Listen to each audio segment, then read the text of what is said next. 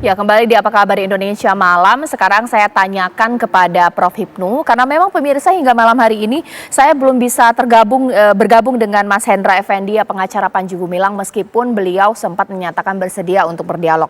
Tapi tidak mengapa. Prof. Hipnu, tolong dong diberikan pencerahan atas sekelumit problem ini.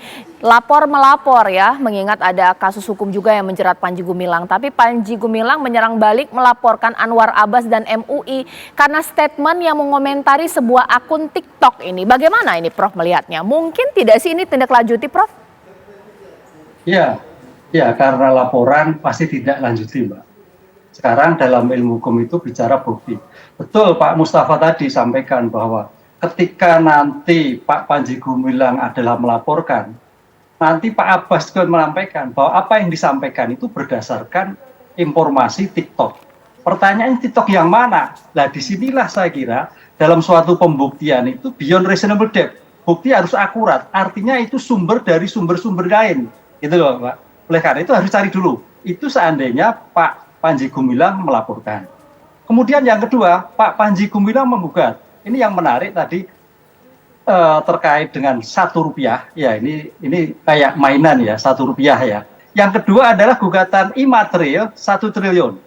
Memang betul dalam gugatan perdata itu terkait dengan yang betul-betul bisa dikabulkan dalam perdata adalah yang betul-betul dikualifikasi. Jadi karena tidak bisa menentukan jumlah kerugian yang konkret sehingga mengajukan Rp1.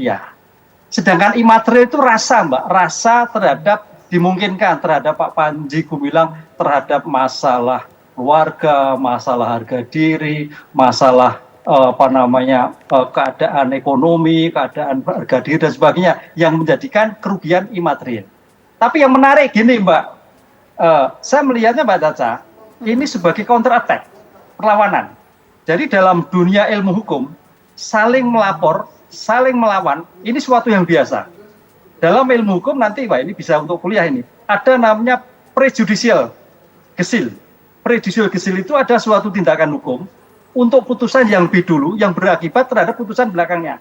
Karena saling melapor. Kan itu. Nah, pertanyaannya, prejudicial, penundaan, ada 2 sidang, saling melapor. Ya, ada 2 prejudicial tentang action. Action itu yang memang sudah diatur demikian rupa bahwa perkara pidana harus perkara perdata lebih dulu. Saya melihatnya seperti itu. Prejudicial action, tapi kan itu kalau pemilikan. Yang kedua, prejudicial terhadap adjustment. Artinya di sini Mahkamah Agung di dalam perma itu memberikan kewenangan kepada hakim mana yang lebih didahulukan.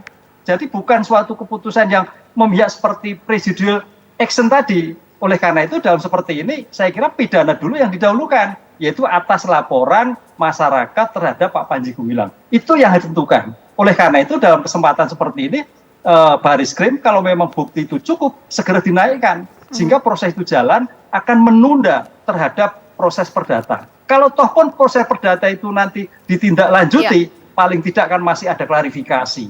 Ketemu apa yang disampaikan itu adalah tidak seperti yang disampaikan pada waktu diskusi, tapi bersumber dari TikTok yang kesekian kalinya, sehingga Pak Mustafa betul harus dicari yang pertama kali, itu pun kalau perdata. Baik, Prof, begitu, ini Mbak. pasti ahli bahasa akan dipanggil. Saya sampai mencatat ini statement kata per kata dari Buya Anwar Abbas.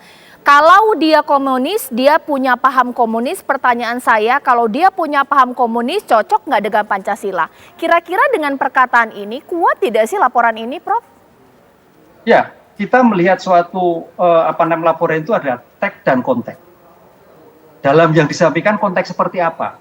Jadi nggak bisa melihat suatu kalimat itu dipotong. Memahami suatu kalimat harus utuh. Inilah yang nanti bagian dari tugas Mabes Polri, tugas hakim untuk melihat suatu utuh pembicaraan yang bersangkutan. Jadi nggak bisa dipotong-potong seperti itu. Itu bukti yang tidak akurat. Karena pembuktian itu harus betul-betul jernih, jelas, mempunyai kualifikasi nilai. Kalau itu tidak bernilai, gitu Mbak. Ya, sekarang saya ke Mas Nahra. Ketika kuasa hukum diminta komentar, ini malam hari ini saya tidak bisa meminta secara langsung keterangan. Juga sempat keluar statement bahwa nggak ada itu sesat di Al Zaitun, apalagi alih-alih sang pemimpin Panji Gumilang. Ini apakah seakan-akan ya melaporkan sekaligus mengklarifikasi, membuat opini yang berbeda saat ini opini sesat sudah terbentuk seperti apa? Saya rasa bantahan-bantahan itu biar dia lakukan. Nanti kan ada, kalau nggak salah ya, nanti Ustadz Adi Dayat, kemudian UAS mau dipanggil sebagai ya ahli. Ya, untuk memeriksa apa betul bahwa yang bersangkutan secara akidah, secara syariat itu melanggar ataupun mengabaikan Al-Quran, kemudian melanggar hukum Islam sendiri dan sebagainya. Nanti tergantung ahli-ahli yang dipanggil. Tetapi ini kan dari kasat mata saja, saya kira ibadah yang tidak lazim yang dilakukan oleh Al Zaitun itu sangat susah terbantahkan. Sekali lagi, ini zaman media sosial. Dulu nggak ada rekaman-rekaman audiovisual yang bisa tersebar ke masyarakat. Sekarang justru mereka sendiri yang secara nggak sengaja itu menunjukkan kepada masyarakat, ini loh adanya pakai gini, kemudian perempuan ditaruh di depan, ada yang non-muslim juga ikut ibadah di situ. Bagaimana ini? Maksudnya ini kan ambiar, kalau bahasa anak gaul sekarang itu ambiar gitu. Jadi mau dibantah seperti apapun, ini kan sudah melanggar ya semacam keadaban beribadah ya, artinya kelaziman yang di Indonesia itu kebanyakan menggunakan mazhab Syafi'i. Itu menurut para ulama ya itu sudah melenceng, menyimpang. Jadi mau dibantah seperti apa lagi? Nah, mohon maaf nih. Ini kalau nanti siapa ini Panji Gumilang pihak mereka mau coba melaporkan yang lain, termasuk melaporkan media, kalau mau banyak sekali ratusan media yang mengomentari seperti Buya Anwar Abbas, ini justru mereka akan kena bumerangnya sendiri. Kenapa? Masyarakat sedang negatif sekali lagi, kemudian dia akan mencoba meraih sesuatu yang mungkin mereka dapat nilai, nggak bisa. Oke. Seperti Respon itu. dari masyarakat Muhammadiyah ini seperti apa? Karena kabarnya sempat mau ada upaya untuk melaporkan balik juga, atau bagaimana sih? Enggak perlu lah. Itu kemarin teman-teman adik-adik di IMM Ciputat ya akan melawan sebagainya. Tapi saya kira persoalan ini kecil, enggak mungkin lah meskipun ditindaklanjutin, tapi ini persoalan kecil. Muhammadiyah enggak suka lah lapor-lapor balik kayak gitu. Yang saya tahu ya, ya enggak pernah seperti itu. Tapi kalau sudah parah betul ya, nah ini kita lihatlah seperti apa. Tapi saya yakin mereka enggak ada upaya seperti itu. Karena apa ya, kita itu dengan rasa ya. Kalau udah orang bermasalah kemudian mencoba menyelamatkan diri dengan lapor polisi, apa sih hasilnya? Masyarakat mungkin sebagian akan wah bagus nih lapor polisi, tapi nanti kena bumerang. Saya yakin seperti itu. Prof Hipnu, boleh dong diberikan komentar, karena ini kan kasusnya tengah diselidiki oleh pihak kepolisian. Dugaannya ada 2 pasal yang dikenakan, ITE dan penistaan agama. Apakah ini nanti akan mengganggu proses penyelidikan, mengingat saat ini Panji Gumilang justru melaporkan balik? Ini seperti apa? Ya, ini Mbak Caca, saya kira tidak. Ini proses yang sendiri-sendiri ya. Jadi kalau sekarang sudah berjalan dan sudah dilakukan penyidikan, jadi penyidikan itu saya kira Baris Krim sudah bisa dalam batinnya itu secara subjektif tersangkanya A, P. Tapi karena sebagai menghargai sebagai due process of law, ya kan itu akan melihat hati-hati. Oleh karena itu kalau tadi nanti saling melapor, tadi saya katakan dalam dunia hukum itu ada 2 mana yang lebih dahulu, prejudicial gesil, istilahnya seperti itu, ada peraturan di Mahkamah Agung. Prejudicial gesil itu ada 2 kemungkinan tadi, ada action dan adjudikasi. Jadi actionnya itu terkadang bagaimana bahwa perkara itu ternyata perkara yang tidak perlu didahulukan karena ini perkara pidana, kecuali memang perkara pemilikan. Ini saya melihatnya dari konteks hukum, saya melihatnya Pak Hendra pengacaranya pinter juga ini. Wah, ini kita laporkan. Siapa tahu dengan laporan ini agak terganggu. Counter attack kan gitu loh. Jadi saling melapor kan begitu. Ini kan arahnya gitu. Tapi dalam konteks prejudicial nggak seperti itu melihatnya. Karena ini perkara yang tersendiri. Kecuali perkara-perkara pemilikan. Contoh gini Mbak Caca. Barang ini miliknya siapa sih? Oh, milik A, jelas. Oh, kalau milik A bukan penggelapan dong, mau miliknya sendiri. Jadi kepemilikan itu yang sah milik A, dipastikan dulu. Jangan sampai barang miliknya sendiri kok dikatakan penggelapan, pencurian. Itu yang dikatakan prejudicial yang selama ini berkembang. Nah, dalam hal ini kayaknya tidak. Oleh karena itu saya kira tidak berpengaruh. Oleh karena itu dalam seperti ini ya kasus pidananya tetap jalan ya, kasus perdatanya kemungkinan belakangan.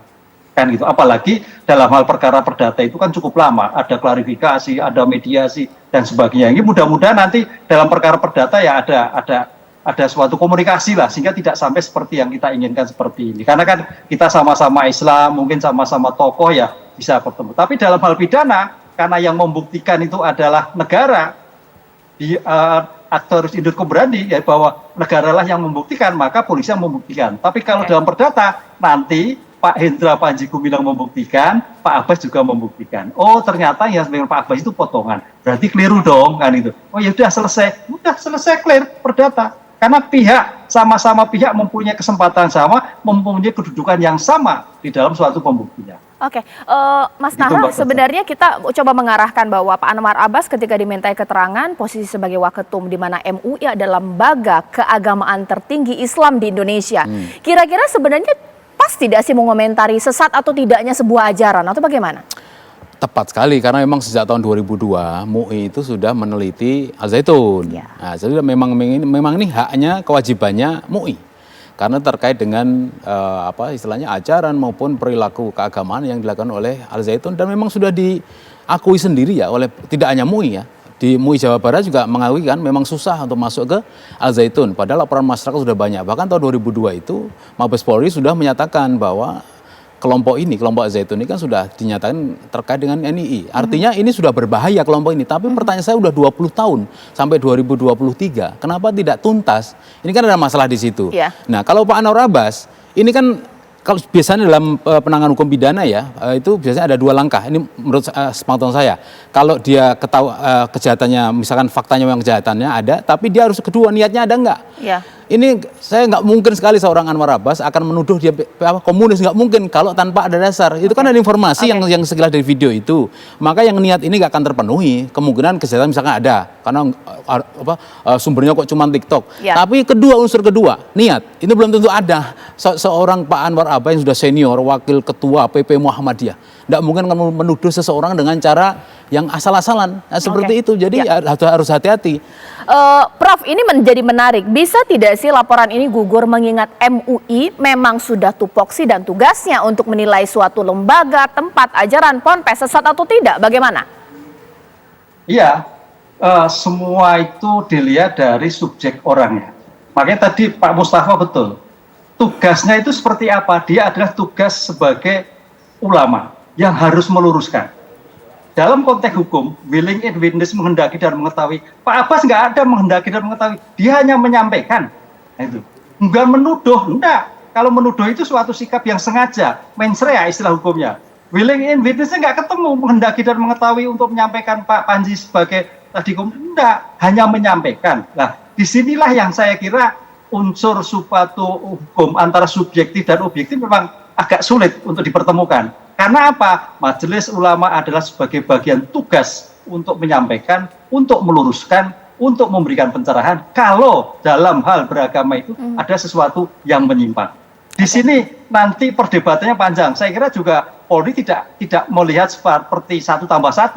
Lihat objek, lihat konteks yang disampaikan sebagai seorang pemimpin, sebagai ulama itu tidak serta seperti itu. Karena ini tidak bisa dipisahkan tugas sebagai ulama yang memberikan pencerahan.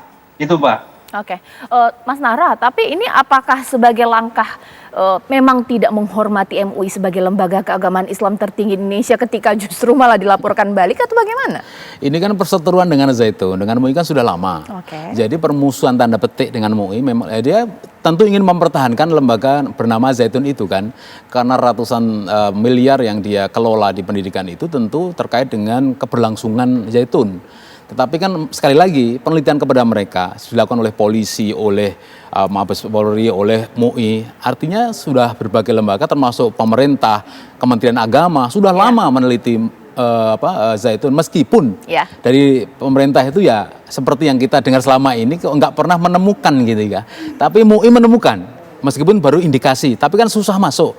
Nah ini kalau menurut saya memang Zaitun kurang kooperatif ya. Selain Al Zaitun, kalau sudah begitu, mohon maaf nih, kalau selain Al Zaitun, saya kira sudah jadi sudah rata tanah itu kalau bukan Al Zaitun. Tapi Al Zaitun ini kan misterius. Kenapa sampai 20 tahun lebih tidak pernah tersentuh hukum dan seterusnya. Ini kan misterius Al Zaitun. Maka perlu dibongkar sekarang supaya nggak lagi misterius lagi. Kira seperti itu. Terakhir Prof, kira-kira ada ujung langkah damai atau restoratif justice tidak? Tapi di sini Mas Nahra mengatakan ini perseteruan sudah sejak lama. Ini seperti apa Prof?